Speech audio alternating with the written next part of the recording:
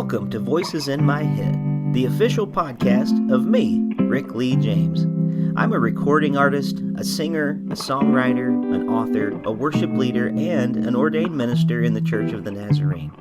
The Voices in My Head podcast is where I discuss music, movies, books, pop culture, theology, and more with friends, colleagues, and sometimes just by myself. Now make sure to let me know what you think of today's episode by leaving me a review on iTunes or by tweeting at me at Rick Lee James on Twitter. And please join my mailing list at rickleejames.com where you can receive an email every time a new episode is released. And by the way, in case you're interested in a daily dose of kindness and encouragement beyond this podcast, I also run the Twitter account at Mr. Rogers Say, where I post daily quotes from Fred Rogers, one of the voices in my head. Well, I guess that's it for the intro, so sit back, relax, and listen to the latest episode of Voices in My Head. Welcome back to Voices in My Head. As always, I'm your host, Rick Lee James, and I'm so glad that all of you who are listening are able to be with us today. This is a very special episode with a couple of friends that I'm going to introduce to you right now. They have a new podcast called Nostalgic Future, and it's a great new show. On Nostalgic Future, Joe Cook and Chris Marchand explore their pop culture obsessions in an attempt to prove that the past is the only way forward. Each episode will focus on a piece of pop culture history, often something that has been influential to Joe or Chris. Joe has a history in radio, both DJing and managing at stations, and Chris is a teacher, musician, and author of a book on the history of Christmas. For several years now, they've also hosted Between the Songs podcast, which is on the music of Rich Mullins. The new podcast, among other subjects, will have conversations about Quantum Leap. Yes, I love that show. Beatles music, music from the 90s, and weird cartoons from the 80s. So Joe Cook and Chris Marchand, welcome to Voices in My Head. Hey, it's great to be here. Thanks, Rick. Thanks for having us on. Well, it's so great to be able to visit with you guys, and Zoom is kind of fun because we get to see each other, even though the listeners are only going to hear the audio of this. It's fun to be able to interact in this way. Joe, I feel like I've known you for a while, although today is the first time that we've actually spoken like word to word together today, which is, it's great to have you on and be able to do this.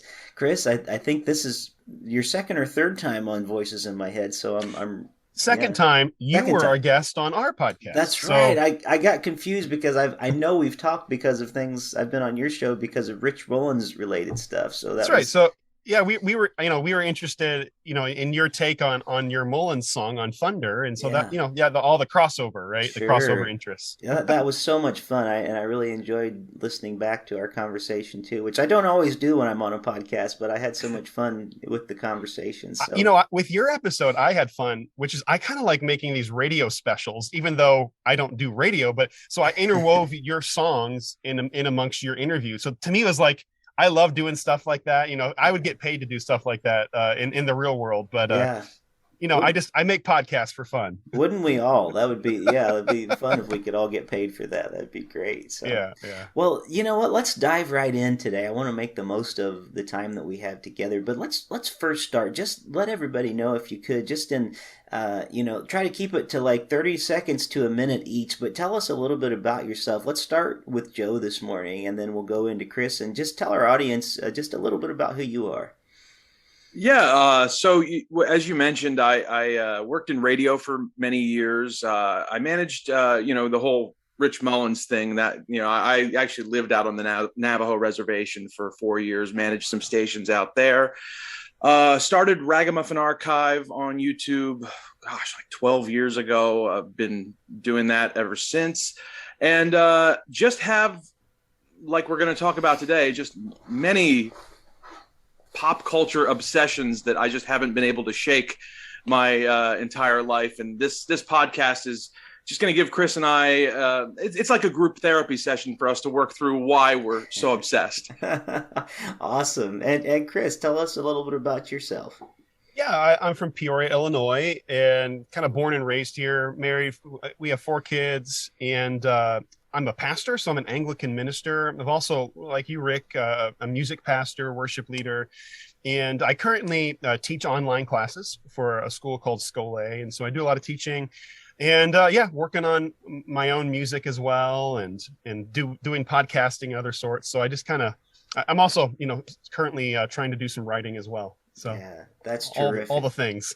Yeah, and your book, by the way, is great. The one on Christmas that you wrote, and I hope I hope it will gain more and more of an audience as the years go by, and as we develop a deeper understanding of the seasons of the church and how Christmas isn't just today. But anyway, I just wanted to put that plug in there. Tell us the title of your book real quick. It's called Celebrating the 12 Days of Christmas, a guide for churches and families. And so it goes through the 12 days, separates them out, and gives suggestions and background history on the 12 days. So. Yeah. Excellent. Yeah. It's an excellent read for sure. So we wanted to make sure to put that plug in there. Well, let's dive in. Oh, sorry, Joe, you wanted to say something. Well, just this nostalgic future thing. This is a big deal for me. But this is like for Chris. This is just like one of his 700 podcasts. So. There you go. Yeah, that's right. Understood. That's right. He's very prolific. So, well, let's dive into this new podcast that you have. And I was able to listen to the first episode, which is available now, and to marvel at both of yours fandom for Mama Joe's Jam Band, and their third album especially. That's an inside joke. You have to listen to the episode to get that reference for sure. Now, but it was that was me. I came up with that, right? Yeah, I think it was. And that was my guilt trip from my uncle, right? Right, it was like of him, like you haven't heard of this obscure 70s band. What are you even doing with your life? Kind of like right. And that's actually the perfect way to go into it. Obviously Mama Joe's is, other than like, it would be an awesome band name now, because I really want somebody to have it. Like I want it to be my backup band, like Rick Lee James and the Mama Joe's Jam Band, or something. But it really, the way that you introduced the episode, it was actually the perfect way to do it. You said, this is how we often enter into conversations about things that we like. So you took, for instance, like, let's imagine that my uncle had this record, and let's just imagine it was called Mama Joe's Jam Band. And I love the way that you stated it was something like this. Instead of coming at it like, what, you haven't heard this? How dare you? Almost like you're less of a person because you haven't enjoyed this. And I think you had stated that you wanted to treat this podcast and the things that you talk about and the topics as though it was a way to welcome a person into it and say, let me show you something that I appreciate and has enriched my life in some way. And I hope that, maybe you'll like this as much as I do. And if you don't, that's fine, but let's talk about it, type thing. So am I hearing you correctly? Is kind of the purpose of the show? Yeah, I think that's really important to me, to maintain that kind of mentality, because it's interesting how the generations do that to each other. It's almost like they pit each other against each other, even the younger generation. So like I have a teenager now, and I'm trying to just build appreciation into him, as opposed to like, well, I'm the younger generation, so you'll never get any of this stuff. And it's like, hey, hold on, instead it's like, how do we form a mutual appreciation? That's what I'm kind of interested in. Right. So, and Joe, yeah, go ahead. You look like you had something to say. Yeah, well, and the thing about it is it can be very tempting to fall into, that mindset of his uncle. I remember, and this must be 10 years now, the first time I met a teenager who had never heard of Bruce Springsteen. And like, it was almost like a sucker punch to me, to realize it's, almost like this coming to grips with your own mortality. Oh, there are going to be people who don't know that this guy who's meant so much to me, like, there are going to be people who never realized he existed at some point. And that's almost terrifying to me. So I think, this is part of us just kind of coming to grips with, we're a couple of old guys now, and the world's changing, and how do we keep up? Do we even bother trying to keep up? It's just a lot of questions to be answered. Yeah. Well, one of the funny parts of this podcast is I came up with this idea of the title, and then a friend of mine was like, well, that's really interesting. That's a Dua Lipa album from last year, Future Nostalgia. And I was like, oh yeah, of course it is. Yeah, Dua Lipa. Yeah. And of course, I had never even heard of Dua. I've barely heard of Dua Lipa, and her album. It's kind of the reverse of our title, but it's just like, okay, well, and I listened to a few songs and I think she's great. I like it. Sure. But Well, there you go. I had no idea either. It was,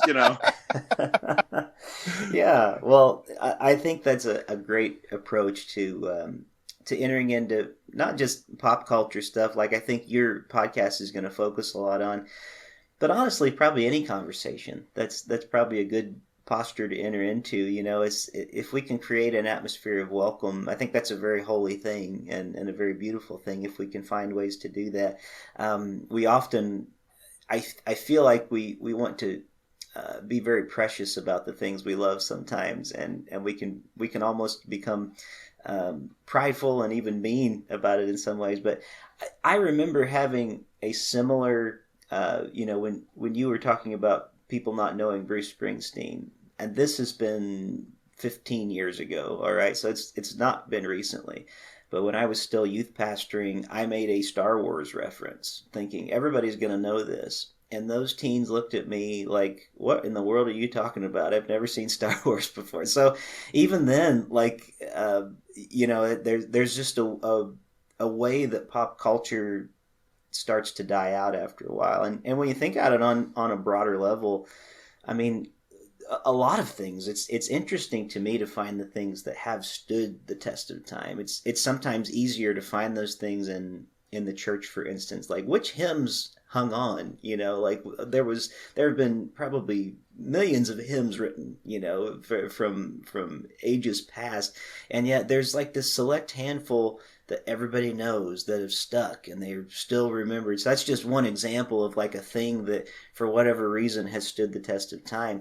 So if something as big and huge as like Star Wars, which seemed to us in our childhood probably the biggest thing in the world, this thing will never die, already it started to, even with all the Disney stuff and everything, already even that has started to lose, some of its significance. So I think just even the conversation of things like this and welcoming people into something broader is great. So I appreciate that about your podcast. Well, hey, let's get into like a for instance of what it might look like on your podcast. Now, you do have some funny segments already on the show, and I think it's nice that the show's already got a few elements baked into it right from the start. You'll have to tell me what the segment was called. I forgot. Delusions of Grandeur with O.J. Simpson. Tell me about where that came from. That's Joe, man. Yeah, tell us about that, Joe. I'm what can I say? I am oddly fascinated by O.J. Simpson.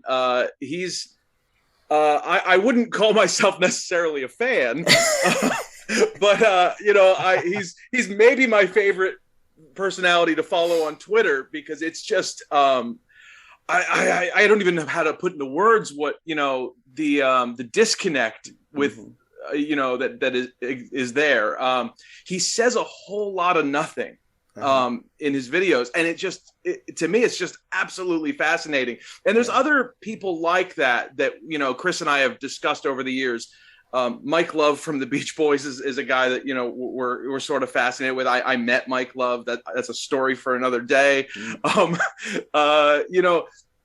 just people like that who kind of just see the world through a totally different lens than the rest of us. Sure. And OJ, our generation, the OJ trial was, it was just such a huge moment in our young lives. And I am, I've read a lot of books on it and on him. And it's just one of those things that, I saw that clip and I thought, oh, this has to be, I don't even know why this needs to be on the podcast, but this does. I sent it to Chris and he's like, yeah, let's do this. Yeah, it was strange the way it pulls you in when you're listening to it. And, I don't know OJ from his like football career. What I knew before the trial, I liked him because of the Naked Gun movies. Me too. That was like, who is this? This guy's hilarious. And then my dad was like, oh, that's a professional football player we used to, and then the next generation knows him as, a alleged murderer, people have different feelings about that, but most people I think are pretty unanimous of like, I don't really trust this guy, Well, and that's the same for me, because we were by the time we were old enough to know what was going on in the world, OJ was retired from football. Right. So it was Naked Gun was my introduction. I remember watching The Towering Inferno as a kid. You'd see OJ on on NBC, like broadcasting, and he just seemed like the nicest guy in the world. Yeah. And like, who didn't love OJ Simpson? And then, it's hard, I think, for the younger generation to understand like the shift that occurred in the mid 90s with this guy, where he became, famous, and then overnight he was infamous. And it was just, so it's a fascinating thing. I horrified Chris a month or so ago, because I've been collecting signed books, and I got a signed OJ book. Oh, wow. And I put it on the shelf next to Chris's book just to mess with Chris. Yeah. Yeah. I was like, Joe, I wouldn't. There's like the essence of OJ in your house right now, and I don't know that I would be okay with that.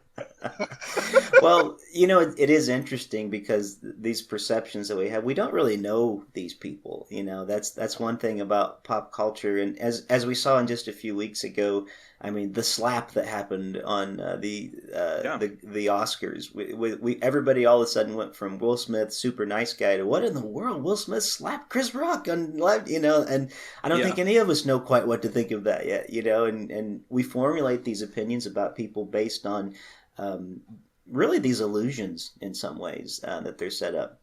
But what I thought would be kind of fun to talk about with you guys today, and I had messaged Chris about this, was let's talk about somebody that, like, let's do kind of a for instance of what might happen on your show, on my podcast today. And the person that I was thinking of, because I'm so involved with Mr. Rogers stuff, because I do a Twitter feed where I post quotes every day, or almost every day, from Fred Rogers.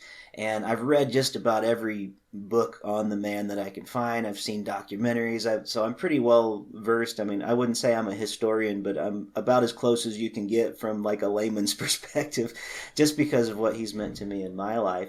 And he seems to be somebody that everybody has a perception of as Mr. Rogers. And it's interesting to me that he is someone who, off the screen, unanimously, I've never heard a person that knew him, worked with him, never read like this book that goes, but here's the other side, like he was like, from all I can tell, even more Mr. Rogers off the screen than he was on the screen, which is an amazing thing. Even his kids in the documentary about it and say it's not the easiest thing to have like the second Jesus as your dad, is what they say. And they kind of like really struggle with that, became like rebellious and things. So maybe we could do like a for instance today, not knowing how versed either of you are in him, but could we try like a sample conversation of what like might happen on your show? So let's say that we brought up Mr. Rogers, okay? And go. I'm just going to say, all right, let's pretend it's your podcast. I think what's interesting about what a lot of our episodes will become is both Joe and I's difference of the experience. And so for me, I have a strong visceral experience of Mr. Rogers. So I'm actually going to toss it to you, Joe. I'm curious, what was your experience? Because for me, it's like almost like a second father of Mr. Rogers. It was that strong of an influence, which I'll talk about. But what about you? I had a pretty deep connection too at a young age. As so many did. But just to go back for a second to what Rick was saying, like, thinking about that, I've thought about that a lot over the last few years. It's interesting to me because Mr. Rogers has had such a resurgence in the last few years. And when you were talking about him, I was thinking of that line from Don McLean, this world was never meant for one as beautiful as you. He had an otherworldly kindness that, and I've thought a lot about that. I drove when the documentary came out a few years back. It was Won't You Be My Neighbor? Won't You Be My Neighbor? Won't You Be My Neighbor? I get the two movie titles mixed up. Yeah, me too. I did the same thing. But when it came out, I was living on the reservation, so we had to drive 3 hours to go see that movie in Albuquerque, and it was but it was important to both my wife and I because we both grew up watching him. But I think even more important than the connection to our childhood is when you look at where our world is today, where America is today. I think people are just desperate for kindness. And when you look at the kindness that he represents. He's like the very best of what we could be. And I think that there's just a desire for that. For me as a 4-year-old, I don't know if I've ever shared this with anybody. I used to, when Mr. Rogers, it was like a relationship between the child and the host, and he very much took that seriously. I had an appointment to see Fred Rogers every day, and when he would come into the house and take off his jacket and change his shoes, I would put on a sweater, and I would put on sneakers, and I would wear a tie during the show. Because I just, something about, him just spoke to me. And it's like, it's even at that age, I wanted to be like Mr. Rogers. Wow. So this is where then we would start to kind of bounce back ideas back and forth with each other. Mm-hmm. And this, what this actually relates to, this is going to sound weird. This relates to OJ. All right. I managed to do it. I bridged the OJ Mr. Rogers divide. Bring it in. Which is this. I watched an episode last night. The one I watched, it was kind of a later episode. They made fortune cookies. Eric Carle, like the Hungry Caterpillar guy, was on there. What really struck home with me was, and this is almost like, this is like churchy language a little bit, but real presence. And I think what's magical about Mr. Rogers is something that I don't fully understand, which is that through the medium of film or digital, whatever, like his real presence was with us. And I don't know what to make of that, but like, that's where the nostalgia comes in, which is like, what do we even do with that feeling? The feeling that we knew Mr. Rogers, that he was present with us. All the, like, as I was watching through the episode last night, just all the little feelings, like as a kid, it was like, will he put his shoes on in time? Yeah. Like, I always had that feeling. It was this beautiful, like, and then the one episode I watched, another one, he didn't put on his cardigan. And he even addressed it right away. He's like, now you might have noticed that I didn't put on my card. And I was like, and it was just so interesting. Just that presence of being with him. And I'm kind of fascinated in exploring that feeling, right? So that's one place we would take it. Yeah, and I watched a clip too. And, part of what we're, our approach with this podcast is we want to talk about things that we loved when we were kids and see, where do they hold up today? At 41 years old, how do I feel about this thing? Chris mentioned in our first episode, G.I. Joe. We were both obsessed with G.I. Joe, when we were 7. Will it still be good when we watch it today? With Mr. Rogers, I watched a clip this morning and it was hilarious, and at 4 or 5 years old, it wouldn't have been funny to me. It was, but he came home, he in the episode I watched too, he did not wear his sweater. He took out a lab coat and put on his lab coat, and he started to his plan for the day was to make rainbows, and it wasn't working for him, and he was getting like kind of hacked off about it, but even when he gets mad, Mr. Rogers gets mad in a way healthier way than the rest of us do.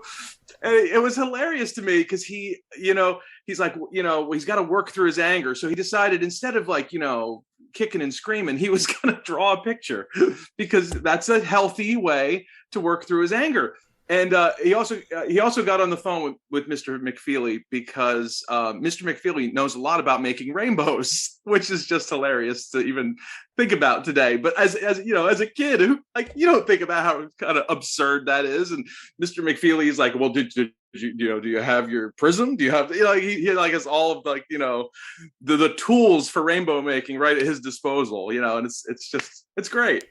I had the privilege to talk with David Newell, who played Mr. McFeely not too long ago, and we recorded a conversation together. And he has really become, to me, sort of an ambassador as to what Fred Rogers was, and he has a way of carrying himself in person too that is very Fred Rogers like. And he says it really is just from the influence of being around him, and it made me want to be that way. And if I was going to add some things to this conversation too, let's pretend I'm your guest for the week. Even though you're on my show, let's pretend that way. I could just talk forever about the man. I mean, I just feel like there's so much. I first really encountered him, like I watched him as a child, and I liked the show and all.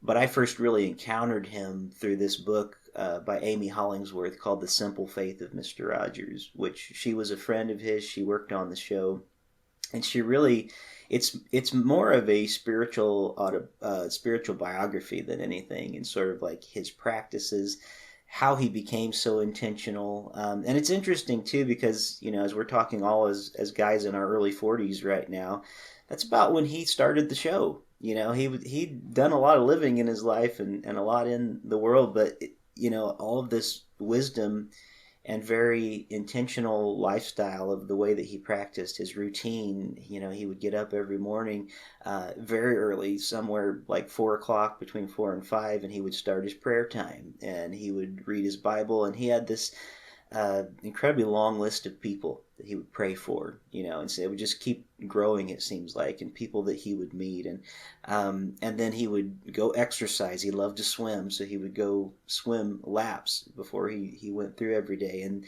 it was very much this very intentional routine of his life. And he would weigh in, and he weighed 143, you know, 143 pounds, which in his numerology, 1 was I, 4 was love, and 3 was you. So it was his, like, even his weight was supposed to say I love you, you know. And then he would walk through, this was what I picked up and didn't know from her book, that his also routine is he would walk through the studio door every day. His prayer was, Lord, let some word that is heard be thine today. Let some word that is heard be yours, you know. And so he wasn't preachy, but he, in a sense, was trying to present what does it mean to show what Jesus is teaching as far as love your neighbor, and how do I do that? Like, and so it was very intentional. And Chris, you looked like you had something you wanted to add. Well, so this actually leads me to a question, and I would ask this of you, Rick, that you know you've immersed yourself in his world so much. I was watching the show last night, and I was like, this is utopian. So the world, the neighborhood that he creates for his show is nearly perfect isn't the word, but it's a society. It's an interconnected society where people can live together. Now, I'll say this: King Friday was given a gift in this episode, and he didn't receive it worthily. And I'm trying to remember who addressed it, but he was like, "Oh, he did. King Friday did. Oh, it was Mr. McFeely. He was like, he didn't really seem grateful. He was giving him fortune cookies." Now, so there is sin in his world, but my point is then they can address it with each other. So I think what I'm curious, Rick, is he created such a different world than our world. You know, his world is almost the exact opposite. How do you deal with kind of like almost like it almost seems a little too perfect? What do you feel about that? Like Mr. Rogers himself was so unique, but can we live out his vision? I'm curious what you think about that. Yeah, and because I'll add that you know, when you mentioned the 143 weight thing, I remember I think it was in the documentary they discussed that, and it's like my wife and I looked at each other because, you know, we've signed, you know, letters to or emails or whatever to each other for 20 years, 143, and you know, one of us will say 143 and the other one will be 1432, and I love you too, and then to see like Mr. Rogers took that to a whole other level. Like, what drives somebody to, like, you know, to try to like love at such a level, or to have every part of their being just an embodiment of love, to very literally to his physical weight. Well, I've got thoughts, and I just want to let you and our listeners know that Zoom is telling me we have 8 minutes and 30 seconds left, so I'll try to be as concise as I can in my answer. But it would seem that way when you look at the show. It does seem almost utopian when you go into it. But you also realize that if you were to watch the show as a whole, like from beginning and end, and I want to reference everybody to the book Peaceful Neighbor by Michael Long, which is really an amazing work about the intentional counterculture that Mr. Rogers set up with his show and his life. But like in the first week of his show, like he dealt with things in a subversive way that you wouldn't think. But the very first week of the show was dealing with war and like this idea of building walls and posting guards and not listening to the people in the other kingdom, and so the neighborhood of make believe became this place that was kind of a little bit scary at first. The king misperceived what the neighbors were doing and started posting guards, so that and the guards were ready with their guns to attack and stuff. And so he wasn't quite as, like, he would use the neighborhood of make believe in places like that to take us to places that we could use our imagination to like envision how to deal with conflict and thing. And he's doing it on like a preschool level. So it's kind of interesting that he would use that method. But if you look deeply into what he's doing, there's a whole lot of truth there. So let me give you, I made a list of things that I know he dealt with over the years on his show that people probably didn't even realize he dealt with.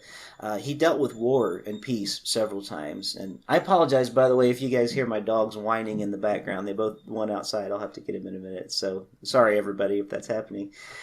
He also dealt with things like racial politics on his show. And that was a huge thing during the time. And it still is today, obviously. But for him to like take that on in the way that he did was amazing. He dealt with economic injustice and hunger and the problem of people like needing food. He even did a show where like they were talking about peace, but he was showing like in ways that airdrops were done in other countries to bring food to people who were hungry and things like that. He did shows about gender equality. He was a vegetarian, so he dealt with things like vegetarianism and caring for animals and caring for creation. So there was this ecological side. He dealt with the environment. He did these radical like peacemaking shows during the time of the Vietnam War. He dealt with the nuclear arms race, the Persian Gulf War. There was a War on Terror episode. I mean, there was just a ton of things that he did, and you would think, I didn't know Mr. Rogers did all that in his idyllic neighborhood. And I think what we saw in the house with him, and he did deal with conflict sometimes, but he always dealt with, like, what do you do with the mad that you feel? But I think the land of make-believe became more this place where he would play these scenarios out. Like, and he would do it in a safe way with children with puppets and things that look almost ridiculous and mundane, like they're not super sophisticated in any way. And in fact, he intentionally didn't have the puppets move their mouths or anything. They literally are just like all of its imagination when it comes to that.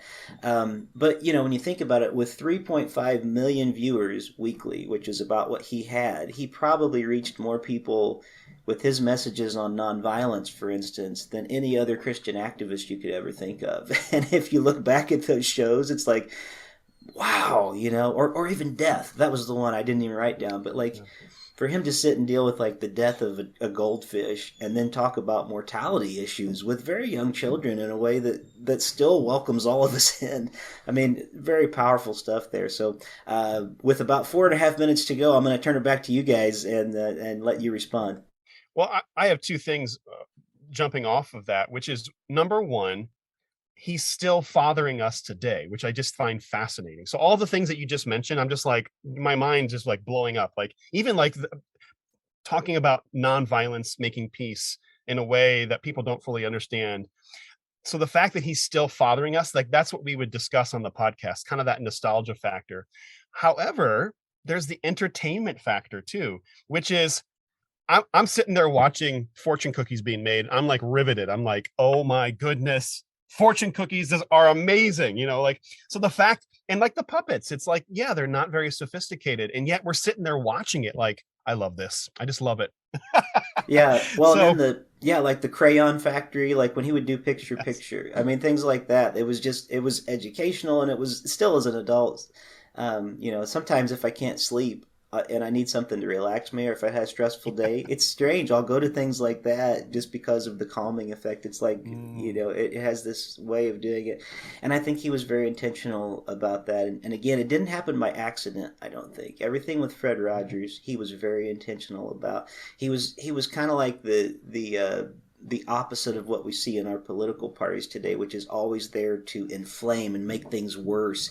His way was to, how can we get this and bring us back to a place of calm and peace and kindness. So, well, hey, that was a fun little jaunt into Mr. Rogers' neighborhood today, but I hope it gives people an understanding of kind of some of the ways that your show might go in future episodes. And you've already addressed some of the great topics you're going to be dealing with today. I want to before we run out of time here on Zoom today for this conversation, I want to let all of our listeners know that they're going to be able to find all the links to your show and several links that just has to do with you guys on our webpage at voicesinmyheadpodcast.com, or if they follow the Rick Lee James Substack page, we have a whole thing on there. So it should be that even as the podcast they're listening to today, hopefully the links will be in the show as they're supposed to be, and you can just, with a simple click, get over to their podcast and listen, because it's a great start to a new episode. In the last, it looks like we have exactly 2 minutes to go. Any closing thoughts that you guys have that you want to share with my audience about your show? Yeah, we just hope they'll check it out. We'd love to hear from them. They can shoot us an email, let us know what they think. It's nostalgicfuturepodcast@gmail.com. We actually would love, we want to have a listener mailbag. We really want to interact with our audience. Check us out. We have a YouTube channel. We're starting to make some video content from the podcast. We released we're doing a segment called the Rabbit Hole, where we kind of go into different things that maybe we're discovering even today, that we kind of new obsessions, I guess is what I should say. And we have a video we just dropped today on one of our Rabbit Hole segments. Chris? Oh, no. Yeah. Just we want to invite people into the conversation. I think, yeah. So, what we want to hear from you. We can't cover everything on the podcast, but, if you have opinions on some of the things we cover, we love that interaction with people that are listening. And tell them the Twitter name for the podcast real quick. Oh, sure. It's at Past Future Pod. All right. Twitter. At Past Future Pod. So if you're a Twitter user, you can easily interact with them in that way as well. Well, guys, this has been great today. Thank you so much, Joe and Chris, for being some of the voices in my head this week. Thanks, Rick. Thanks. Thank you for joining me here this week on Voices in My Head. I hope you'll visit me on my website at rickleejames.com, where you can find out more about me, get my music on vinyl and CD, follow my blog, and even schedule me for a concert or a speaking engagement. Better yet, even a book signing in your neighborhood. You can find all that and more at rickleejames.com. Also, it would mean a great deal to me if you could write a review of this podcast on iTunes. The more positive reviews that we receive, the more visible this podcast will be online. And now, for the benediction. May the God of hope fill you with all joy and peace in believing, so that by the power of the Holy Spirit you may abound in hope. God bless you, and thank you for listening to Voices in My Head.